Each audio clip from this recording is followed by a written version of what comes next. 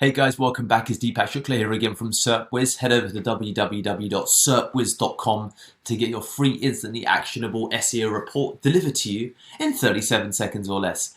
Today we're talking about removing unused JavaScript. So first of all, let's go to explain what JavaScript is. It's a type of programming language. It's used to basically code complex applications on your site. So it's also very simple depending upon who you're asking. I brought up a description of it, as you can see, because it'll probably do a better job than I do. So as we said, it's a language that allows you to implement complex features on web pages. Every time a web page does more than just sit there and display static information for you to look at, displaying content updates, interactive apps, maps, animated graphics, scrolling, video jukeboxes, that is all JavaScript, okay? And as it says here, with HTML and CSS that gives structure and style, JavaScript gives interactive elements, okay? So JavaScript is the interactive part, HTML and CSS provide the visual, JavaScript provides the interaction. So that's probably a really good explanation of how to think about JavaScript, okay? Is it front end or back end? The visual sites are front end. Everything that happens in the background is programming or coding. That could be Java, Ruby, or Python, but front end is JavaScript, HTML, and CSS. So I hope that makes sense, guys, to some insights into how to think about JavaScript. So now if we go back to here, removing unused JavaScript to reduce bytes consumed by network activity. So you'll have JavaScript that's just not being used, basically, interactive elements that people don't really do much with, or at least it will flag them. So, you know, we've got YouTube, we've got Facebook, we've got some jQuery preloaded elements here, and we've got Google Tag Manager. We've got ClickCease, which is interesting. So I want to talk to the team about that because maybe that's slowing us down. But yeah, the biggest one, of course, is YouTube, which is kind of important to our site. But maybe looking at optimizing the code there, which is something we'll come to in a little bit. So if we go into the Lighthouse section here, JavaScript is render blocking and let's have a look at what render blocking means. The browser must download, parse, compile, and evaluate the script before it can proceed with all of the other work that needs rendering for the page, adding interactivity with JavaScript.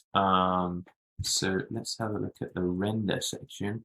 However, JavaScript can also block DOM construction and delay when the page is rendered, meaning being loaded. To deliver optimal performance, make your JavaScript async and eliminate any unnecessary JavaScript from the critical rendering path, which would be the main thread. So that's something that you can think about. So JavaScript blocks DOM construction unless explicitly declared as async. Okay, so loading in parallel rather than loading first. Okay, which is really important to this process. So even if the JavaScript is asynchronous, meaning that so asynchronous means loading in parallel, I believe. Asynchronous, not existing or occurring at the same time. So actually it's the opposite. It doesn't need to load at the same time. I beg your pardon. Shows what I know, right? Let's go back to here. The code competes for bandwidth with other resources while it's downloading, which has significant performance implications. So it's asynchronous, meaning it occurs at different times, but you're still competing for resources. So any unused code is wasteful, basically, for people that don't have unlimited data plans. So you've got your audit failure calculation here, 8.26 seconds, and ours is it's not too bad actually, 626 KB. Here we go. How to remove unused JavaScript.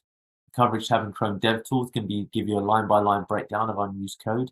The coverage class in Puppeteer, and then there's support build tool for support. Check out the following. And you can look at different tools that could be used, and there's different approaches which I won't get into per platform. As you can see, with WordPress you have plugins, and there's different things you can do, from extensions to libraries to built-in applications with Magento, and more. So if we just quickly hop into anything else, unremove JavaScript, GT metrics waterfall is great. Asset cleanup is a plugin for WordPress. Lightweight page builder or none. We're using a heavy one, Elementor, so you need to really consider that. And some of these, I think, disable unused modules and plugins. That's quite a good one. Disable email Obfuscation from Cloudflare. I don't know about that one actually.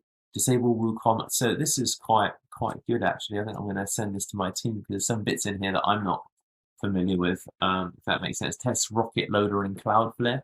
So there's some really interesting elements here when it comes to removing unused JavaScript, and there's quite a lot of data on it online in general. So I hope that makes sense, guys, and catch you in the next video.